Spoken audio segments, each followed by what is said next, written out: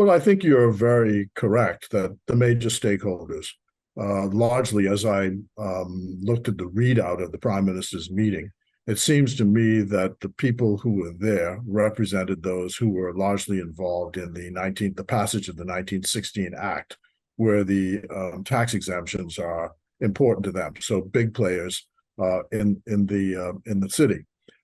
Some people have now tried to characterize this as sort of political, but it's not political. This is all predicated on some timing issues.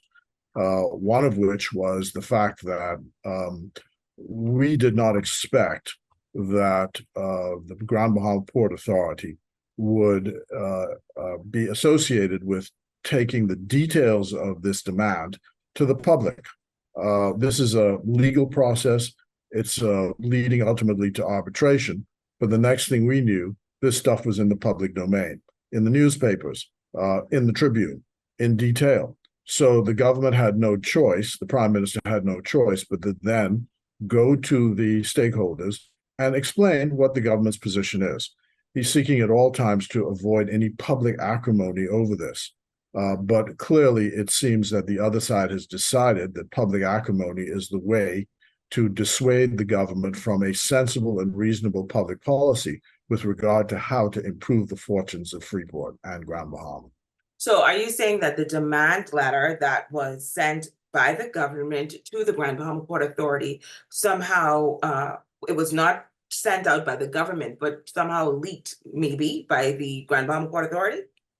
Well, I don't want to make that direct accusation. All I can say is there's something in law called similar fact evidence. And what we know is that all of the arguments that have been run by the Grand Bahama Port Authority to defend their position with regard to this have all come first and foremost through the Tribune and Neil Hartnell, their business editor. And this issue follows the same pattern. First, there was this alarming headline in the newspapers if there was some expropriation taking place, which of course is entirely false. And then, of course, there was all the subterfuge with the agents of those defending the Grand Bahama Port Authority's position on the business pages of the Tribune, defending a position where the government had said nothing in the face of it. So, one hand can't clap. You've got to respond in some way. So the prime minister on Saturday determined that he would brief those who are his allies and those who are his stakeholders. So he had meetings with the business sector, meetings with the Chamber of Commerce, I'm advised, and then in the evening he had a meeting with his own party supporters. The readout for me is that basically people have just listened, and I imagine they're still considering what was said. I don't think they want to get involved in the spat, so to speak, but I think they were just grateful for being informed about what the position is. As for the Chamber of Commerce itself, you would have to speak to them. It seems to me that they have largely been operating in a position where they've not been properly informed. So I hope that now they are properly informed, that their position is more neutral in the process. Well, I myself have not seen the itemized invoices. An itemized invoice, as I'm advised, prepared by PwC, and that has been presented. And there are a couple of questions you have to ask yourself. First of all, is this legally based? The answer is yes. The Hawkesbury Creek Agreement says that government services that the monies expended by government for the services provided for the city are to be reimbursed. There's a procedure for doing so. You give an invoice, and they're supposed to respond within 30 days with a payment, or of course, if there's a dispute, then of course there's a dispute. And there's a mechanism for settling it through arbitration. So all of those provisions are within the Hawkesbury Creek Agreement, and that's all that's happened in this instance. So some of the services would, of course, be police, customs, immigration, various other things that require the upkeep of the city. Education is another big one. So I would imagine those are all itemized, and the question is whether the port agrees or not agrees. And it's interesting that they've chosen to go public with this fight rather than simply have their lawyers look at the bill and say, okay, we don't think that this is something that's owed, or we do think that it's owed, and can we sue for terms? Either we pay in installments, or we don't pay, or whatever it is. But they've immediately gone to no and said, we ain't paying a penny. We don't owe you nothing. And furthermore, it's your fault that the city is the way it is. But I remind the citizens of Freeport and the islanders of Grand Bahama and Bahamians across the country that it was not the Bahamas government that walked away from the obligation to replace the Grand Bahama International Airport. It wasn't us. It wasn't us who caused the pre-clearance lounge to be lost to Grand Bahama. They walked away from that obligation. And there's a history of this, allowing first the Princess properties to go into disrepair. Then you have the whole question of the hotel after Dorian. Then you have the airport. Then it's selling off assets and collecting the cash and walking away. It's just a whole history of this. So to go back to the Prime Minister's initial statements on this, and this was the question of whether or not, given the direction that other islands of the country were headed in an upward direction, Grand Bahamas was in a negative direction. And the question is, why was that happening? In order to fulfill the obligations of the Hawksbill Creek Agreement, it seems to me, first you have to have money. Secondly, you have to have something in your head, that is something that gives you the power to go abroad and attract people to come to the place. And if neither of those things exist, then you've got a problem. So the correct thing to do in the circumstances is to simply step away and allow someone else to supply the capital which is needed. Well, first of all, it's not, they're comparing apples with oranges. This is about a claim for the services provided to the city, not about taxes, and this is not about investment. Right now, if they want to talk about investments, it's going to take $250 million to put that airport back together, which they walked away from. It's going to take another $200 million to build a new hospital, which they walked away from. So, I mean, let's not get into that. And tax revenue. This is about, they signed a deal in 1955, or the subsequent deals in 1960, to say that they would reimburse the government for the services provided by the government to the city. It's a simple question. It's not complicated. Either that is a provision in the act or it's not. Next question is, if it is, and it is, what is the amount owed? The government has provided an invoice. You either say, well, this doesn't look right, or this doesn't look right, but we know it can't be zero. So that's the first thing. It can't be zero. And if you can't afford to pay, once it's properly audited, then the next question is, should you be continuing in the role that you play? You are the regulator of the city. You are the promoter of the city. You're supposed to be a major investor of the city. And all the evidence is, in the last 30 years or so, or no, put it this way, post Edward St. George's death, there's been first the row between the two families about who owns what. And then secondly, it just appears to be a disposition of assets and no commensurate investment in the product. So why should that continue? What I also said to our supporters who we met with on Saturday evening is the following. In 31 years, or 30 years, I think 2054, make 90 years, 99 years.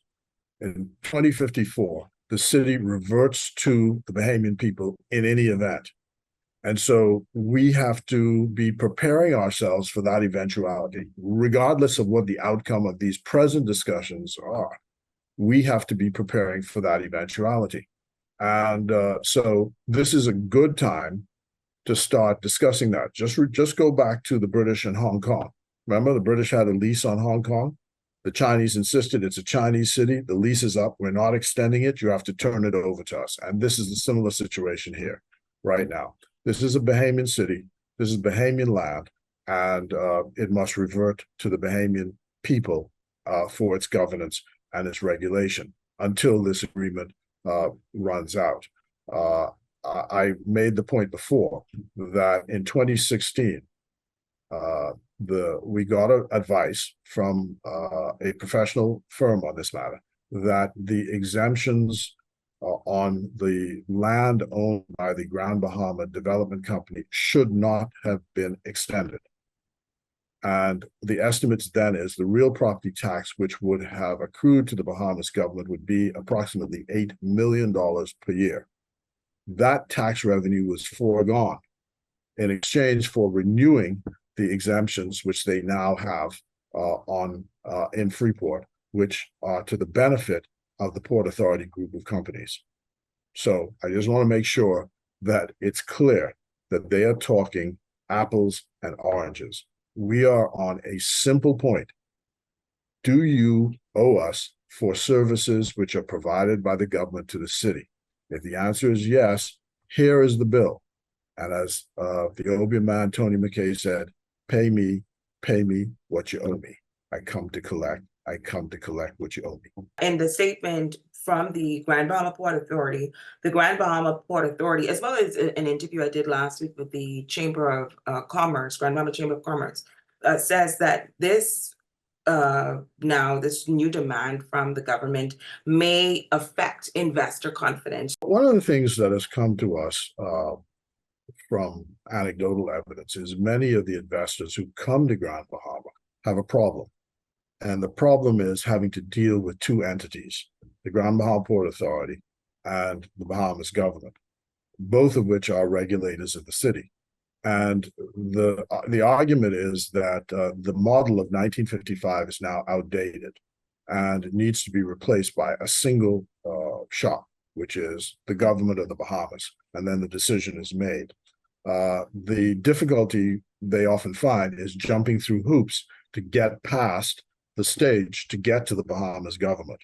And people have said that some of the requests have been extortionate and difficult, and it causes them to flee wanting to invest in the city.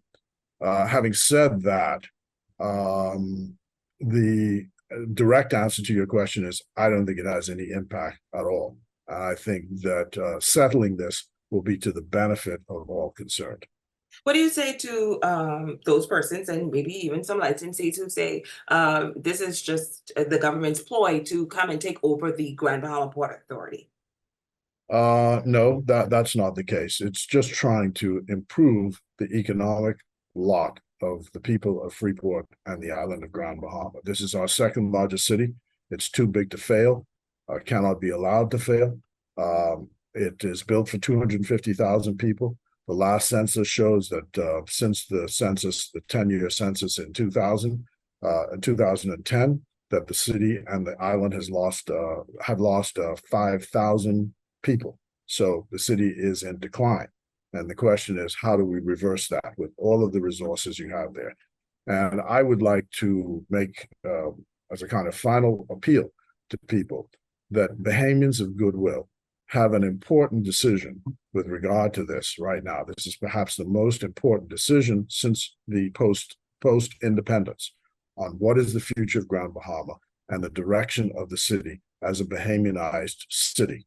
And it requires, in my view, the support of PLPs, FNMs, COI, and Bahamians of goodwill across the board to have this matter settled in favor of the Bahamas government.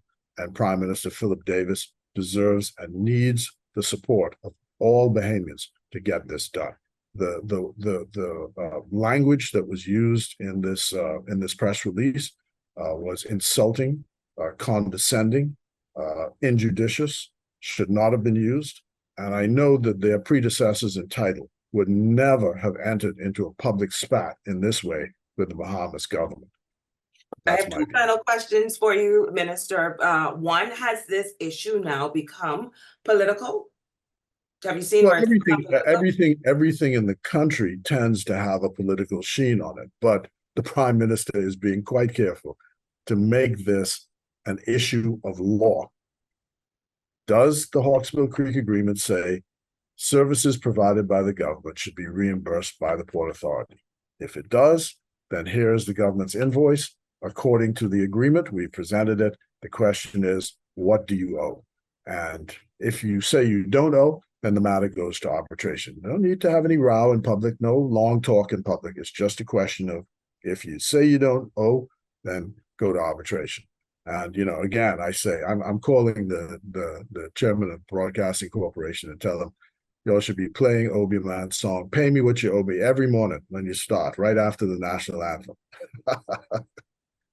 My final question, Minister, is $300 million in 30 days. What happens after this 30-day deadline? Well, I'm not a lawyer, but I'm advised that if there's a dispute, the matter is referred to arbitration. I think lawyers, every side is lawyered up, and so we expect that that's the direction things will go.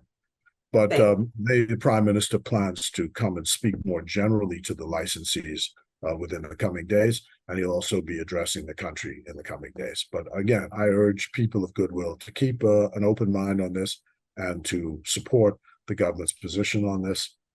There are lots of players, I call it subterfuge, people who've been running little games saying, oh, we represent this person, we represent the next person.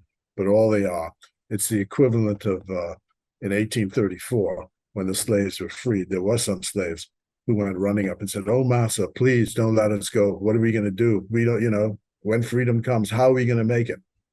Don't worry, things will be okay. And I thank the Bahamian people for their support.